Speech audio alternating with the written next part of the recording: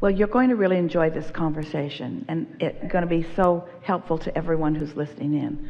So we want to start first by asking you if you remember what we're talking about being in the receiving mode. Can you feel what being in alignment with who you are feels like? Yes. And can you feel how being mad at someone is not being in alignment with who you are? When you're mad at someone, you're in that sort of a receptive mode.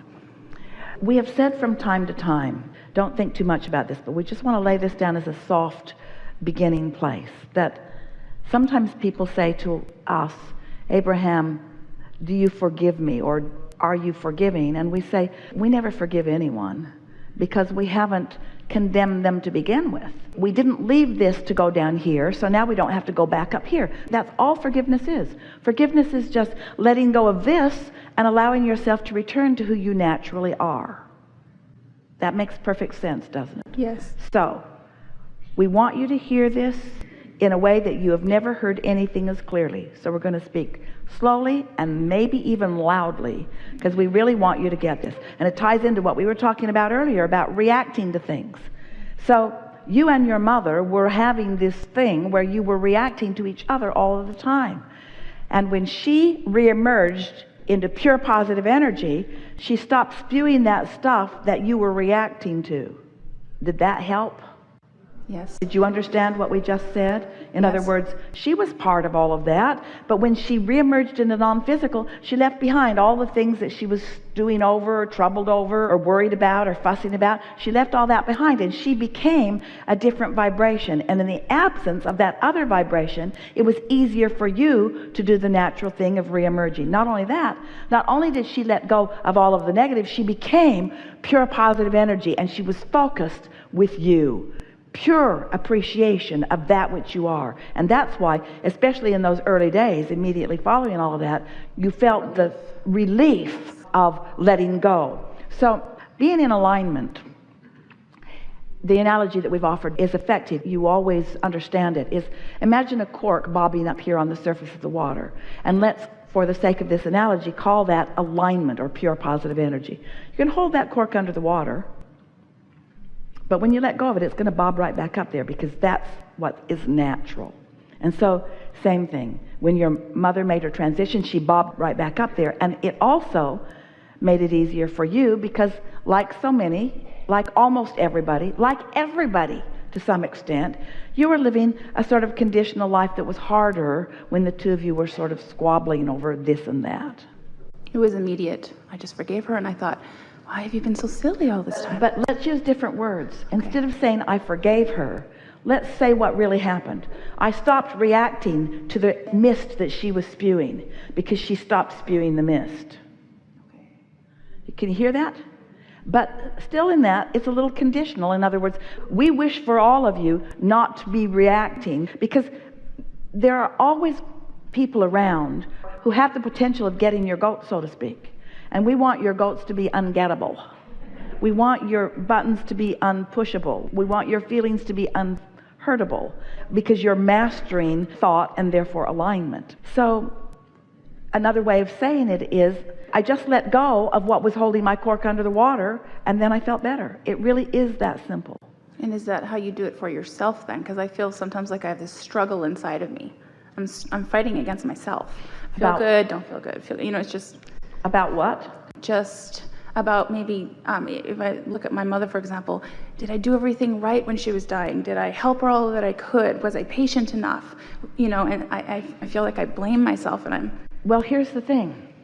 This is another very important way to understand the emotion of forgiveness or unforgiveness.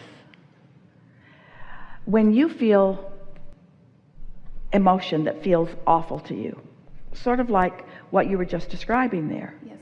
It always means that what you're focused upon, that your opinion about it, differs dramatically from what your inner being knows and is focused upon. So Every time you feel negative emotion, that's what it means. It's not talking about the rightness or the wrongness of your behavior. When you feel negative emotion, it means your inner being doesn't agree. But it's not about your inner being agreeing about whether you did this or that right or wrong. It's that your inner being is not agreeing with you beating up on yourself about this here and now. You're going to go back and undo all of that and take back all those words and get her to say different words to you? Are you going to meet her before she even gave birth to you and make sure that she's in the receptive mode? Are you going to go back a generation and meet her mother and meet those that she lived with and make sure that they treated her well so that they were in the receptive mode, so that she could be in the receptive mode, so that you could be in the receptive mode? Going to go back and do all of that? Or are you just going to accept that they are now in the receptive mode and you've got a choice of being there or not? And you can find all kinds of reasons not to be there and beat up on yourself and experience what that feels like because your inner being sure isn't going there with you. Or you can find some other thoughts. You can change the subject altogether if that's what's necessary. I do try to do that. I try to think about, I was grateful to her, all the things that she did for me. She was a wonderful mother in a lot of ways. You see, it's like the conversation that we just had. Making someone else and how they are be the reason that you feel good or bad is true entrapment. And so sometimes someone comes into your life experience and just isn't willing to be what you need them to be in order for you to feel good. And so it gives you an opportunity to find a way into alignment unconditionally.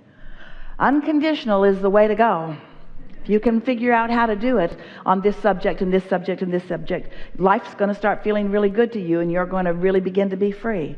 But if you need one other person, even one other person, to be even a slightest bit different in order for you to feel good, then you are in deep trouble in regards to the way you feel as long as you are focused upon that person. Because they weren't born to please you. They were born to please themselves. They were born to create their own reality. And we know it feels complicated as you're intertwining, but that's why we're saying to you, it is so much more simple than most of you are allowing it to be. You can feel good anyway, and that's what unconditional feeling good is. And I feel like I'm right there. You are right there. Right there. Like you are I can right there. almost get it, but I just, yeah. You are right there. Just watch for it. Notice, it's interesting to watch the things that you react to. Sometimes a perfectly even-tempered person can have a strong reaction when someone cuts them off in traffic. You reacted to a condition. Doesn't mean you're bad.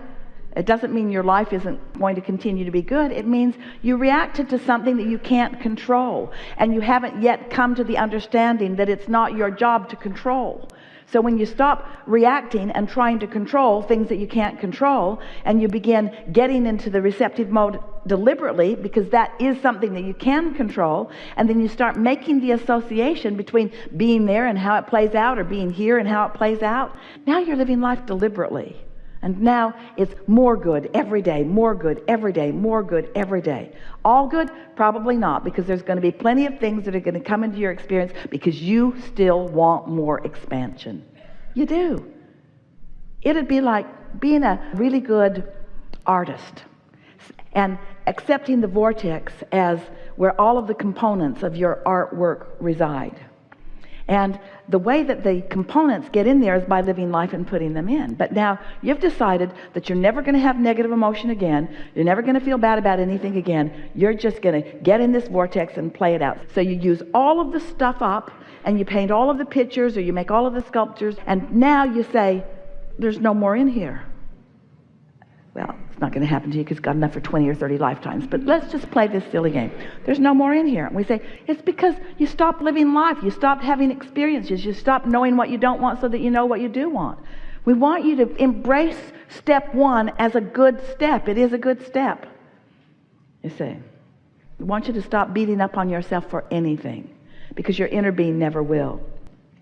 Your inner being is so pleased with the life that you are living and have lived, and what you've put into the vortex, and what it means in terms of expansion and joyous potential for you, that your inner being never looks back and tries to get you to have done something differently. Feel how counterproductive that would be.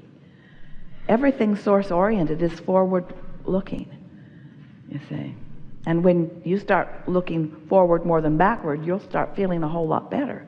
When you stop trying to explain how you got to where you are and just decide from where you are where you now want to be, things will get really easy. You see what we're getting at? So you don't want to relive your childhood or relive your relationship. You just want to take it for what it is now. And what it is now, oh, you have the potential of having some really wonderful conversations and experiences with your mom looking in and having her opinion from where she now is. And when you line up with what she thinks now, you're really going to like it. I would like to hear her and communicate with her. I talked to her when I'm with my son because she wasn't there when one of my sons was born. And so I'm trying to figure out how to get into that place. So do you think that means that she does not know him? No, I'm sure she does. Yeah. So don't tell that silly story anymore. Okay. That's the going back that we're talking about. You just went back and felt bad about something. And what we're saying is stay where you are and look forward. Okay, so when I talk to her and say things, she always hears? Every time. You're the only one that doesn't hear sometimes. Okay. Yeah. That was a problem the two of you had from the very beginning, wasn't it? Yeah. Yeah.